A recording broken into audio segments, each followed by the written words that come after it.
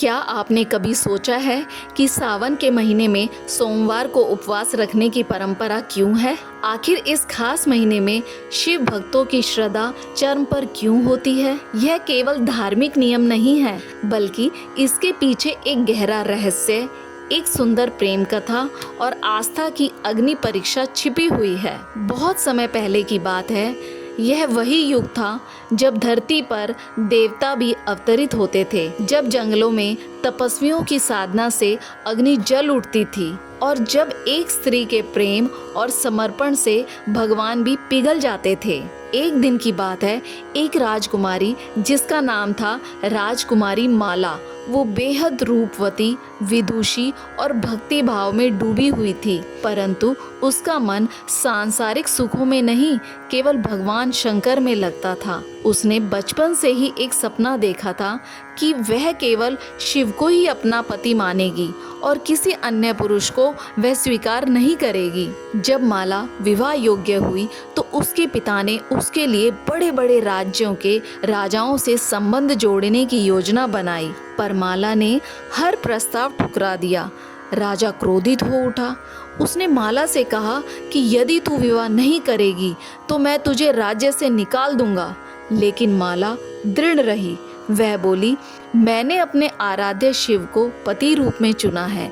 अगर मुझे घर छोड़ना भी पड़े तो स्वीकार है, पर मैं अपने व्रत को नहीं तोड़ूंगी। उसने हिमालय की ओर प्रस्थान किया, जहाँ अनेक ऋषि मुनि साधना में लीन थे।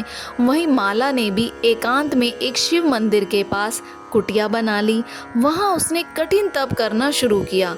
हर सोमवार को वो उपवास रखती, जल के अलावा कुछ नहीं लेती, दिन भर शिव की आराधना करती और रात को रुद्राष्टक का पाठ करते करते सो जाती। महीनों बीत गए, जंगल के जानवरों ने भी उसे नुकसान नहीं पहुंचाया, जैसे पूरी प्रकृति उसके संकल्प के आगे नतमस्तक हो गई हो। धीरे धीरे उसकी साधना इतनी प्रबल हो गई कि देवलोक में हलचल मच गई। पार्वती माता ने शिव से कहा, स्वामी, एक कन्या है जो आपकी इतनी कठोर तपस्या कर रही है, आप उससे मिलने नहीं जाएंगे? शिव मुस्कुराए। उन्होंने कहा, जो सच्चा भक्त होता है मैं उसके पास अपने आप पहुंच जाता हूँ। एक सोमवार की रात जब माला ध्यान में लीन थी, तभी एक साधु उसके समक्ष प्रकट हुए। उन्होंने कहा, बेटी, तुम्हें इस कठोर साधना का क्या फल चाहिए? माला ने आंखें खोली और हाथ जोड़ते हुए बोली, मैं केवल शिव को अपना पति बनाना चाहती हूँ। साधु मुस्कुराए और अग्नि की ओर बढ़ते हुए बोले, तो जान ले, तूने जिसे बुलाया है वो तेरे सामने खड़ा है, मैं शिव हूँ। माला की आंखों से आंसू बह निकले। शिव ने उसे आशीर्वाद दिया और कहा कि तेरा यह उपवास, यह सोमवार का व्रत आने वाले युगों में अनगिनत कन्याओं को उनका मनचाहा वर दिलाएगा। उसी दिन से सावन के सोमवार को विशेष मान्यता प्राप्त हुई। कहा जाता है कि सावन मास जब आकाश से जलधारा गिरती है, जब हरियाली अपना श्रृंगार करती है, तब शिव का मन भी प्रसन्न होता है और जो स्त्री या पुरुष इस महीने के सोमवार को सच्चे मन से उपवास रखकर शिव की पूजा करता है, उसकी हर इच्छा पूरी होती है। अब आप सोच रहे होंगे कि केवल प्रेम के लिए ही सावन सोमवार महत्वपूर्ण है।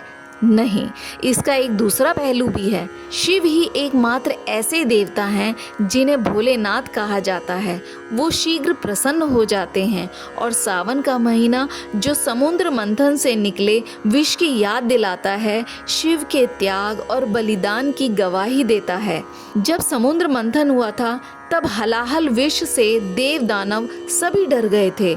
तब शिव ने वह जहर स्वयं पी लिया और उसे अपने कंठ में रोक लिया, जिससे वे नीलकंठ कहलाए। सावन का महीना वही समय है जब शिव ने यह विष पिया था, इसलिए इस महीने को पवित्र माना जाता है। भक्त शिव को जल चढ़ाते हैं ताकि उसके अंदर की तपन शांत हो।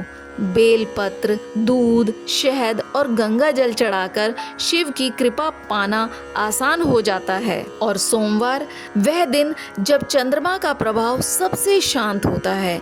शिव जिनके मस्तक पर चंद्र है, उनके लिए यह दिन अत्यंत प्रिय है।